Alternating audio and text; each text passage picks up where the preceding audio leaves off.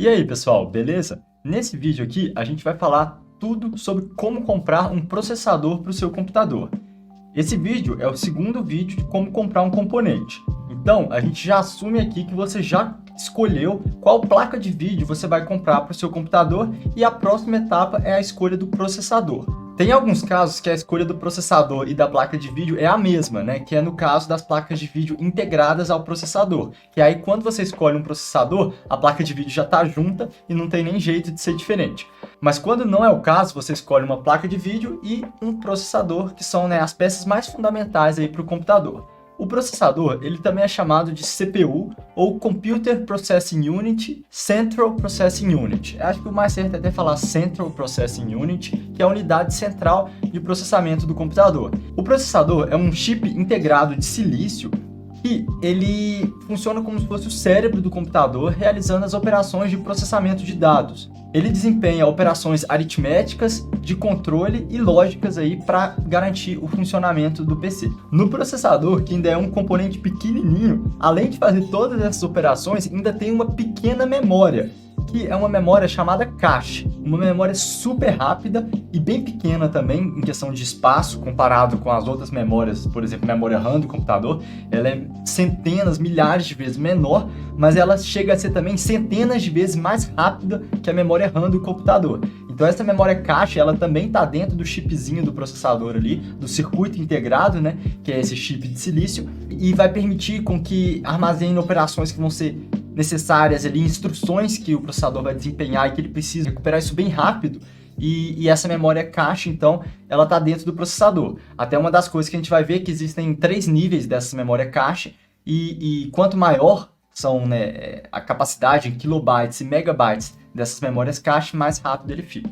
Interessante também a gente falar da função do processador em jogos. Nos jogos, o processador ele vai ser responsável por muitas coisas, não é só a placa de vídeo que vai estar atuando. O processador ele vai simular ali a física do jogo, ele vai fazer vários cálculos para, por exemplo, calcular o dano que você deu no seu oponente, o quanto de vida você tem. Então todos esses cálculos, essas operações, quem faz é o processador e não a placa de vídeo. Inclusive gerenciar a música, qual é o efeito sonoro que vai entrar em cada momento.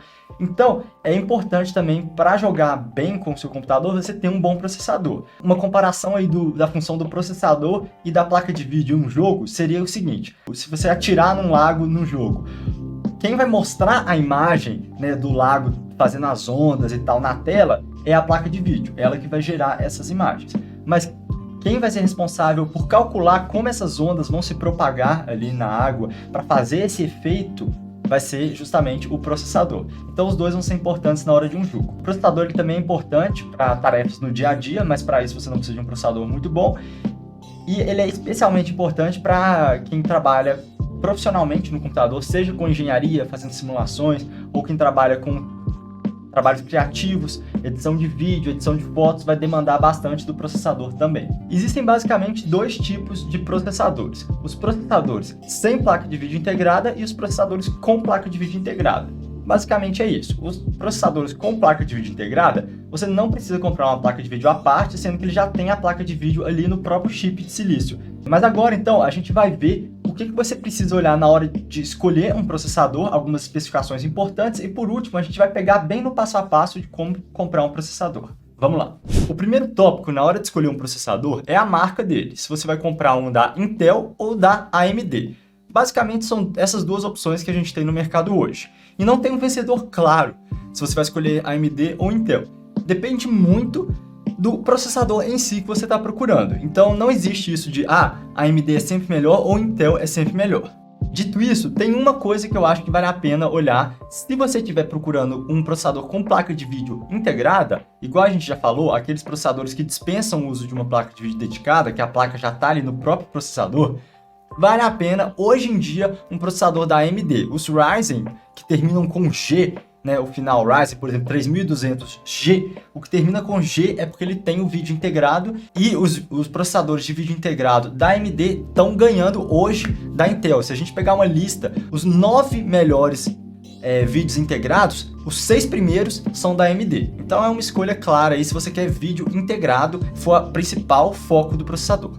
mas no geral não tem, né, um processador muito melhor. Inclusive, antes a Intel tinha uma vantagem de frequência por núcleo do processador maior. Eu vou falar disso tudo, mas calma, só frequência por núcleo maior. Então a Intel ela tinha um pouco de liderança em questão para jogos, enquanto a AMD tinha uma liderança, né, um pouco mais para trabalhos criativos que precisavam de mais núcleos no processador. Hoje em dia, tanto o Intel quanto a AMD são excelentes para jogos e a diferença está cada vez menor entre eles. Não tem um vencedor muito claro. Para qualquer trabalho, ou Intel ou AMD vão atender. É mais interessante a gente ficar de olho nas promoções, no que aparece, né, de custo-benefício bom, do que ficar muito apegado a uma marca. Eu falei que os processadores da AMD que terminam com G, eles têm um vídeo integrado, e os processadores da Intel que terminam com F não tem o vídeo integrado. É meio confuso, mas os que terminam com F da Intel não tem vídeo integrado. Então, se não tem o F na sigla lá do nome do processador, é porque ele tem sim o vídeo integrado no caso da Intel. Vale mencionar também da Intel os processadores Xeon. Fala Xeon assim meio que com Z, mas escreve com X. Esses processadores Xeon, eles são processadores utilizados em servidores, por isso eles até têm uma frequência um pouco menor e mais núcleos. O que tornou esses processadores Xeon interessante é que muitos servidores na Europa que usavam isso descontinuaram os servidores para colocar modelos mais recentes de processador. Então muitos deles foram para a China, que eles montaram com uma placa-mãe e uma memória RAM, fizeram kits e vendem no AliExpress até hoje por preços muito competitivos. Então hoje você encontra um kit completo de processador, memória RAM e placa-mãe por um preço menor do que você às vezes compraria só um processador da série Ryzen ou dos Intel Core, né? Então, sim, vale muito a pena às vezes olhar esses processadores Xeon que são usados, tem as desvantagens por isso, mas tem também a vantagem do preço mais reduzido e o desempenho muito bom para jogos também, não deixa a desejar. Ele tem bastantes núcleos, apesar da frequência ser um pouco menor, não costuma ser um empecilho que muitos jogos vão rodar bem legal neles também. Vamos então para o segundo ponto, que é o socket do processador. Cada processador ele tem um encaixe que vai numa placa-mãe. Essa placa-mãe aqui mesmo, ela é do socket AM4. Se eu tentar colocar um processador que não tem esse perfil para entrar no socket AM4, não vai dar certo, não vai nem conectar. Então a gente sempre tem que olhar essa questão de qual socket que é o processador, até para comprar a placa-mãe, isso é mais interessante.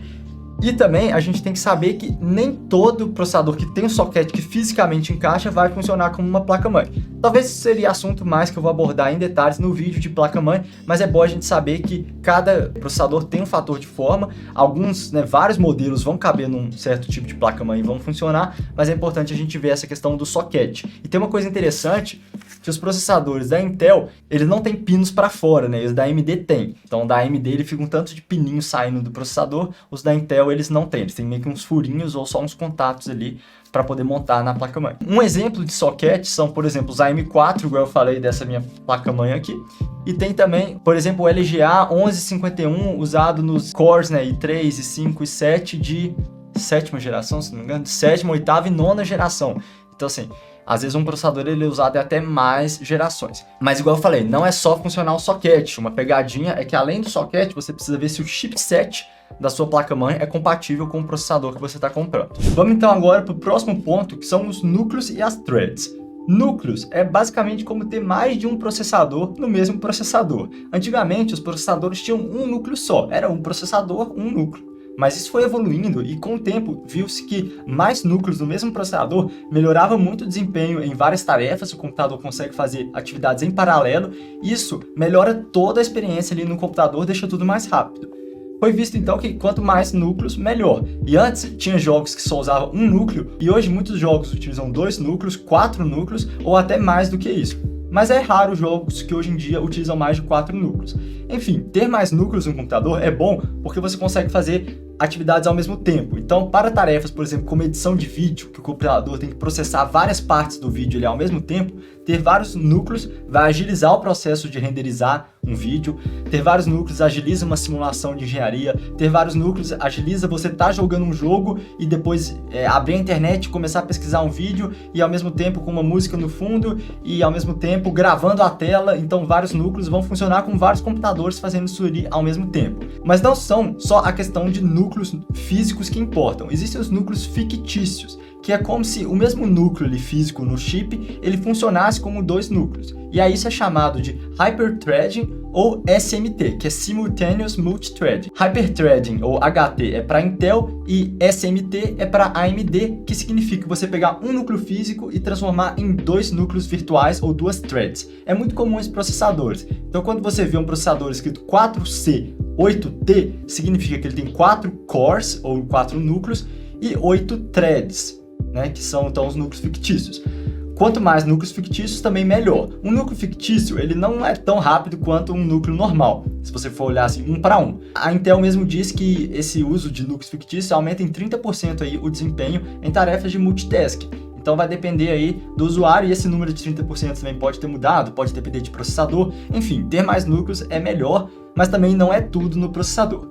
Ter núcleos dividiu meio que as famílias dos processadores. Intel tem aquela série Core, que é o i3, i5, i7, i9. Quanto vai subindo nessa escadinha, é porque tem mais núcleos no processador. E também tem, às vezes, uma frequência um pouco mais alta, mais desempenho e tal. Mas o básico é o maior número de núcleos. Também os Ryzen 3, Ryzen 5, Ryzen 7, Ryzen 9, são processadores que com esse número maior é o número de núcleos. Não é exatamente o número de núcleos, não significa que o Ryzen 3 tem 3 núcleos. Na verdade, o número de núcleos costuma ser par. Então, não tem nada a ver esse 3 ou 5 e tal. Mas tem a ver que tem mais núcleos quanto maior esse número aí da mesma geração de um processador. Uma última nota sobre núcleos é que hoje em dia os processadores já têm mais núcleos que a maioria das pessoas precisam. Então, se você comprar um processador tipo um Ryzen 3 ou um i3 com 2 núcleos, 4 núcleos fictícios, para a maioria das pessoas já está excelente. Então, hoje a gente pega os processadores de entrada, eles já têm uma quantidade de núcleos que vai atender a maioria das pessoas. Se for um gamer, normalmente 4 núcleos, 6 núcleos, 8 núcleos é um número melhor, ainda mais se for gravar a tela junto. E se for um profissional mesmo, que vai precisar fazer tarefas dedicadas com o computador, que aí um número acima de 6, 8 núcleos costuma fazer sentido mesmo. A maior métrica que a gente usa para velocidade é a frequência do processador. A frequência é o número de ciclos que ele executa por segundo. Quando a gente vê um número lá que um processador roda a 4 GHz, significa que ele roda a cada segundo, ele realiza 4 bilhões de ciclos. 4 GHz são 4 bilhões de ciclos por segundo. Em um ciclo, não necessariamente ele vai fazer uma operação, ele pode fazer mais de uma operação dependendo da capacidade de instruções por ciclo do processador. Então, comparar um processador com outro, inclusive de outra marca ou de outra geração, apenas com a frequência em mente, não vai te dar uma noção real da velocidade desse processador. Mas se você pegar 2 processadores que foram fabricados no mesmo ano, da mesma geração, da mesma marca, por exemplo, 2 Intel de 7ª geração, um tem uma frequência de 3 GHz e uma de 4, o de 4 vai ser mais rápido, porque por segundo ele opera mais vezes e aí ele consegue realizar mais carga de trabalho ali em 1 segundo. Normalmente, os fabricantes costumam informar a frequência base, que é o que o processador está operando ali na base dele, e outra informação é a frequência de boost ou turbo, que é uma frequência que o processador consegue atingir quando ele está precisando realmente para uma tarefa mais demandante. Por exemplo, durante um jogo, pode ser muito comum atingir essa frequência de boost ou de turbo. Essa frequência, no entanto, ela vai gastar mais energia do processador e também vai fazer com que ele esquente mais. Então, ter uma boa dissipação de calor para o seu computador é essencial para que você consiga manter esse desempenho a mais que ele consegue dar nesse turbo por mais tempo. Ainda é possível passar dessa frequência de boost, essa frequência de turbo. Por exemplo, você tem um processador, frequência base 3 GHz, frequência de turbo 4 GHz. Ainda é possível passar desses 4 GHz fazendo um procedimento chamado overclocking, que é passar da frequência. Over é acima, né? Clock é frequência mesmo. Então, passar dessa frequência é possível com esse procedimento, que você vai lá no seu processador, fica ali girando, fica ali mexendo na configuração dele, e é um procedimento um pouco mais avançado, um tópico mais avançado, nem todo mundo se sente confortável fazendo, que vai esquentar mais seu processador e pode ter algumas consequências. Então, assim, não é para todo mundo o overclocking, mas ele está disponível para ser feito em todos os processadores da AMD e nos processadores Intel que terminam com o código C ou código K. Então, se você tem um processador que é final C ou K, então da Intel, Você já pagou mais para poder ter ele desbloqueado, né, ou unlocked, para poder fazer overclock. Se o seu processador é AMD, você já pode fazer o overclocking em qualquer modelo mesmo. Eles não bloqueiam nenhum processador para isso. Agora a gente vai para o outro tópico, que é a questão da geração, que é importante você olhar. A geração é um parâmetro muito importante, porque normalmente a gente fala, quanto mais frequência, melhor. Quanto mais núcleos, melhor. Sim, tá certo. Mas isso só pode ser comparado da mesma geração de um processador. O que é geração? A geração é quando ele foi feito ali, aquela série, lançou uma nova linha de processadores, essa é uma nova geração. E essa nova geração, ela não vem só com ganhos de frequência e número de núcleos, ela vem com diferenças na arquitetura. É a forma com que os transistores do processador eles estão conectados ali, como que esse processador foi desenhado, o projeto dele, e quando tem uma melhoria na arquitetura, o processador como um todo fica bem melhor. Não é só mais a questão da frequência ou do número de núcleos, porque ele consegue se otimizar para fazer as tarefas de uma forma, né, otimizar para fazer de uma forma mais otimizada, mas o processador ele fica mais rápido mesmo. Então, para a gente realmente saber se um processador é melhor, não é só os números, a gente vai precisar olhar também os benchmarks, que são as comparações, porque justamente essa questão das gerações, elas fazem alterações muito significativas na arquitetura dos processadores. Pode ser que você pegue um i7 lá de terceira geração e ele seja muito inferior a um i3 de nona geração. Acontece perfeitamente, porque não é só então a questão do núcleo e do clock, que é a frequência. É a questão também de como esses componentes foram projetados ali, e os mais novos, eles vêm com um design melhor, que vai garantir um desempenho melhor também. Eu falei lá no início do vídeo sobre a memória cache, que vai dentro do processador e que agiliza muito a operação dele.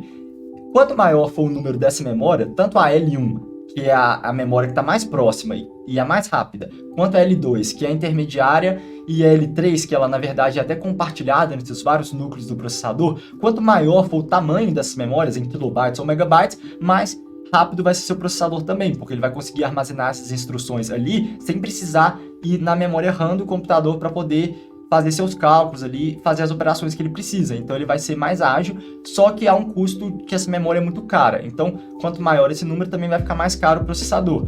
Não é uma informação muito útil para você ficar comparando, né, entre processadores, até porque o processador ele já tem esse valor fixo que eles já colocaram nele ali, não dá para mudar essa memória cache, e não dá também para a gente comparar muito. Um i3 vai ter menos, por exemplo, do que um i9 da mesma geração, porque faz sentido, o i9 é um processador melhor como um todo. Já que eu estou falando de memória, também vale a pena falar que cada processador ele vai conversar com um tipo diferente de memória RAM. Alguns vão conversar só com a DDR4, outros com a DDR4 e 5 e outros só com a DDR5 aí no futuro. A gente vai passar a ver isso. É importante na hora de você comprar um processador saber que ele vai ter essa compatibilidade com a RAM e o processador vai até ditar a frequência máxima que você consegue atingir da memória RAM. Apesar de que em alguns casos é possível passar dessa frequência máxima que o processador fornece. Uma outra especificação importante é o TDP, Thermal Design Power. É o tanto de calor que ele vai gerar e consumo também que ele vai ter durante uma operação. Então, quanto maior o TDP, mais esse processador vai gastar energia elétrica e mais também ele vai esquentar necessitando de um cooler melhor. Isso também nos leva para o próximo ponto, que é o cooler. Na hora que você compra o processador, pode vir com um cooler incluso nele ou não, pode ser que não venha. Na AMD costuma vir com coolers até bons, e que se você não for fazer overclocking no processador, eles são mais do que suficientes para manter as temperaturas do processador num limite razoável. Mas também você pode optar por comprar um cooler à parte. Por exemplo, o cooler que eu uso hoje no meu computador, vou mostrar aqui. Esse cooler aqui é um cooler que a Concept Commerce me enviou e eu acho ele muito bom e ele resfria bem mais do que um cooler normal. Então, no meu caso, eu vi vantagem em usar esse cooler aqui, é uma torre de cooler a ar, mas você pode também usar o cooler que já vem no seu processador, não tem limitação nessa questão. O cooler também que vem com o processador, ele pode vir já com pasta térmica nele, é o mais comum. Se ele vem com pasta térmica, você não precisa comprar pasta térmica na hora de instalar o processador no seu computador ali na placa-mãe. Mas, se ele não vier com pasta térmica, você vai precisar comprar isso separado. É importante mesmo você ter uma pasta térmica em casa, se você monta o computador ou vai precisar desmontar ele algum dia, porque é uma tarefa de manutenção ter que trocar a pasta térmica, então é bom ter isso em mãos. Também muita gente compra um processador que vem com cooler e com uma pasta térmica, mas prefere aplicar uma pasta térmica de melhor qualidade. Também tem um problema que os coolers da da AMD Ryzen, eles vinham com uma pasta térmica muito grudenta, que dificultava depois de tirar o cooler, ele arrancava meio que o processador do socket. Então tinha gente que preferia trocar também a pasta térmica por essa questão. Então tem vários motivos que você pode preferir usar uma pasta térmica sua de maior qualidade também, que não vem inclusa no processador. Mas aí eu já estou entrando em detalhes que eu acho que vão além da compra. A gente falou das principais características, vamos mudar agora para falar do passo a passo mesmo, como que você vai comprar um processador para suas necessidades, né? Então vamos aqui para a tela do computador que a gente vai fazer isso. Bora lá. Antes da gente começar aqui, eu entendo que nem todo mundo vai querer ir tão a fundo nessa questão da compra do processador, então eu fiz até uma anotação aqui do que eu acho que seria assim, o recomendado geralzão mesmo, assim, para leigos do que qual processador comprar. Se for uma pessoa que vai usar mais para planilha, filmes, editor de texto, internet, uma coisa bem básica, hoje em dia está muito bem servido com um processador Pentium ou um Celeron. Tá ótimo, ainda mais se for das gerações mais recentes. Para quem tem essa mesma necessidade, mas de vez em quando pode precisar de um joguinho ou de outro, eu acho interessante os Athlon, da AMD. Se for um gamer intermediário, um processador i3 ou Ryzen 3, com uma boa placa de vídeo também vai ser uma ótima opção. Se for um gamer mais assim, né, mais interessado mesmo, um i5 ou Ryzen 5, um i7, Ryzen 7, ele nem são necessários para gamers, mas eu coloquei aqui, né, se você for um gamer profissional, aí talvez valha a pena. E também são bons para profissionais de engenharia, arquitetura, design, que vão precisar realmente de realizar tarefas que o processador é muito utilizado no computador.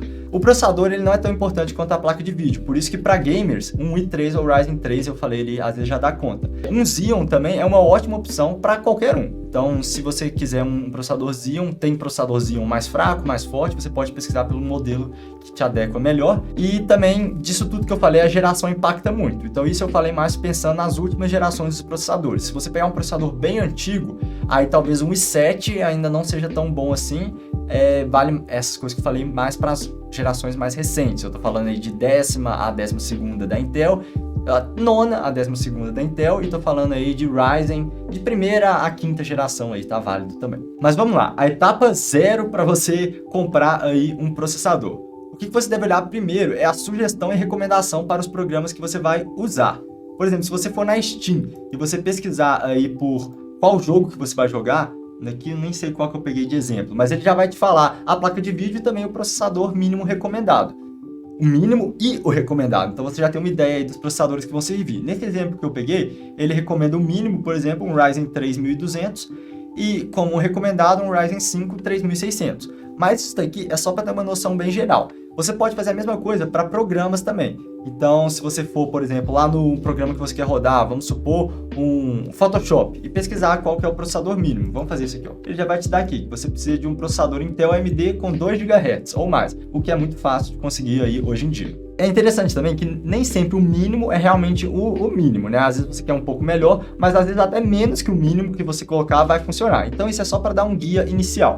O que é mais importante mesmo são olhar os benchmarks, que são os testes comparativos. Você encontra na internet diversos testes, seja de vários tipos de processador, ou então seja o processador que você tem interesse em jogos específicos. Por exemplo, se eu gosto de jogar Fortnite, eu posso pesquisar Fortnite e pesquisar pelos modelos, Intel Processors. Então aqui, ó, i3, i5, i7 comparado aqui no Fortnite. A gente tem vários testes que vão comparar. Se eu tô na dúvida, Ryzen 5 2600 e 8400 no Fortnite. Então assim também é um jeito de descobrir. O ponto, na verdade, que eu acho mais importante na hora de comprar um processador não são nessas duas etapas que eu falei. Eu acho que o mais importante é você evitar, principalmente se for para jogos, que o seu processador vai gerar um gargalo nos seus jogos. Mas isso é assunto então para o próximo vídeo, que eu vou te mostrar como evitar um gargalo aí no seu processador. Então vamos lá para esse próximo vídeo, que esse daqui já tá ficando longo e já deu para dar uma geral aí de como comprar um processador. No próximo a gente vai entrar em detalhes em como evitar gargalo aí no seu processador. Então a gente se vê lá. Até mais. Valeu!